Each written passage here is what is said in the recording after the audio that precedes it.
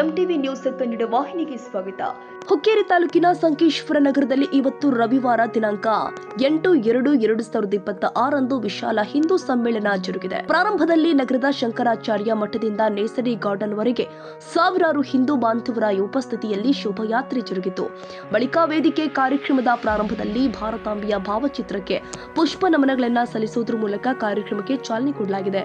ಈ ವೇಳೆ ವೇದಿಕೆ ಮೇಲೆ ಶಂಕರಾಚಾರ್ಯ ಪೀಠದ ಸಚ್ಚಿದಾನಂದ ಅಭಿನವ ವಿದ್ಯಾ ನರಸಿಂಹ ಭಾರತಿ ಸ್ವಾಮೀಜಿ, ಶಂಕರ ಭಾರತಿ ಸ್ವಾಮೀಜಿ, ನಿಡಸೋಶಿ ಮಠದ ಉತ್ತರಾಧಿಕಾರಿ ನಿಜಲಿಂಗೇಶ್ವರ ಸ್ವಾಮೀಜಿ, ದಿಕ್ಸೂಚಿ ಭಾಷಣಕಾರ ಮತ್ತು ಯುವ ಬ್ರಿಗೇಡ್ ರಾಜ್ಯ ಪ್ರಕಲ್ಪ ಪ್ರಮುಖ ಕಿರಣ ರಾಮ, ಸಂಘ ಪರಿವಾರದ ವಿಜಯ್ ಕುಮಾರ್ ಭಾವೆ ಸೇರಿ ಹಿಂದೂ ಸಮಾಜ ಬಾಂಧವರು ಅಪಾರ ಸಂಖ್ಯೆಯಲ್ಲಿ ಉಪಸ್ಥಿತರಿದ್ದರು. ಇನ್ನು ಕಾರ್ಯಕ್ರಮ ಉದ್ದೇಶಿಸಿ ಕಿರಣ ರಾಮ ಏನೆಲ್ಲ ಮಾತನಾಡಿದ್ದಾರೆ ಅನ್ನೋದನ್ನ ತಿಳಿಸ್ತೀವಿ ನೋಡಿ. ಸಂಪೂರ್ಣವಾಗಿ ತನ್ನ ದಿಕ್ಕನ್ನ ಬದಲಿಸ್ತಾ ಇರಬೇಕಾದ್ರೆ ಅವತಾರ ಪುರುಷರು ಹುಟ್ಕೊಳ್ತಾನೆ ಹೋದ್ರು.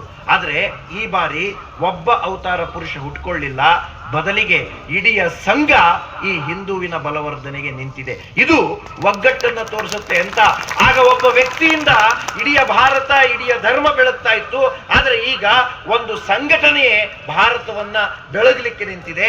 ನಾವು ಅದಕ್ಕೆ ಬೆನ್ನೆಲುಬಾಗಿ ನಿಲ್ಲಿಲ್ಲ ಅಂತಂದ್ರೆ ಮತ್ತೆ ಭಾರತ ಹಳೆಯ ಯಾವ ಹೀನ ಸ್ಥಿತಿಗೆ ಹೋಗಿತ್ತೋ ಆ ಹೀನ ಸ್ಥಿತಿಗೆ ಮತ್ತೆ ನಾವೇ ತರೋ ಪ್ರಯತ್ನ ಮಾಡ್ತೀವಿ ಅಷ್ಟೇ. ನೆನಪಿರಲಿ, ಆಚಾರ್ಯ ತ್ರಯರಲ್ಲಿ ಅತ್ಯಂತ ಪ್ರಭಾವಿ 3 ಜನ ಆಚಾರ್ಯರು ಬರ್ತಾರೆ. ರಾಮಾನುಜಾಚಾರ್ಯರು.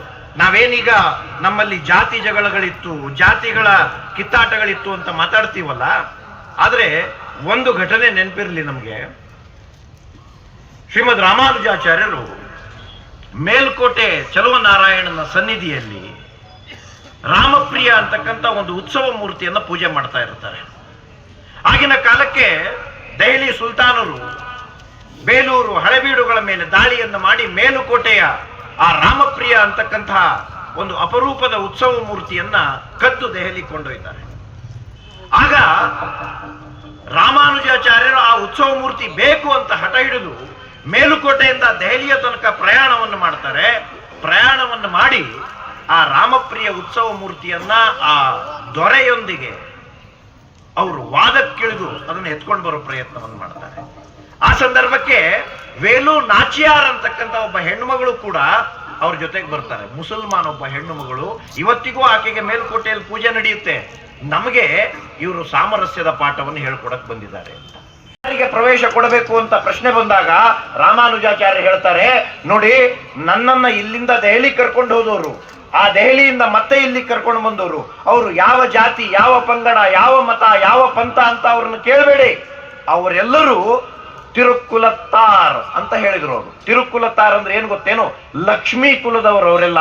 ಹಾಗಾಗಿ ಅವರ ಜಾತಿ, ಮತ, ಪಂಥಗಳ ವಿಚಾರಣೆಯನ್ನ ಮಾಡದೆ ಆ ಮೇಲುಕೋಟೆಯ ಚಲುವನಾರಾಯಣ ಸ್ವಾಮಿಯ ದರ್ಶನಕ್ಕೆ ಅವಕಾಶ ಮಾಡಿಕೊಡಬೇಕು ಅಂತ ಯಾವ ಜಾತಿಯ ಹಂಗಿಲ್ಲದೆ ಮೊಟ್ಟ ಮೊದಲ ಬಾರಿಗೆ ಆ ದೇವಸ್ಥಾನದ ಒಳ ಪ್ರವೇಶಕ್ಕೆ ಎಲ್ಲ ಜಾತಿಯರಿಗೂ ಅವಕಾಶ ಮಾಡಿಕೊಟ್ಟು ವರ್ಷಕ್ಕೆ 3 ದಿನಗಳ ಕಾಲ ವೈರುಮುಡಿ ಉತ್ಸವ ಅಂತ ನಡೆಯುತ್ತೆ.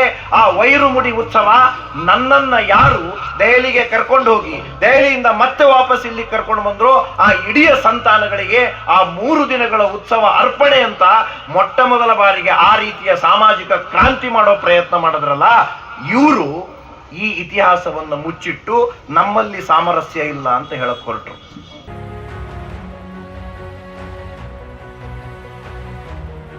ತಾಜಾ ಸುದ್ದಿಗಾಗಿ ಎಂಟಿವಿ ನ್ಯೂಸ್ 24x7ಗೆ ಸಬ್ಸ್ಕ್ರೈಬ್ ಮಾಡಿ ಮತ್ತು ಬೆಲ್ ಐಕಾನ್ ಅನ್ನು ಒತ್ತಿ. ತಪ್ಪದೇ ಲಿಂಕ್ ಶೇರ್ ಮಾಡಿ.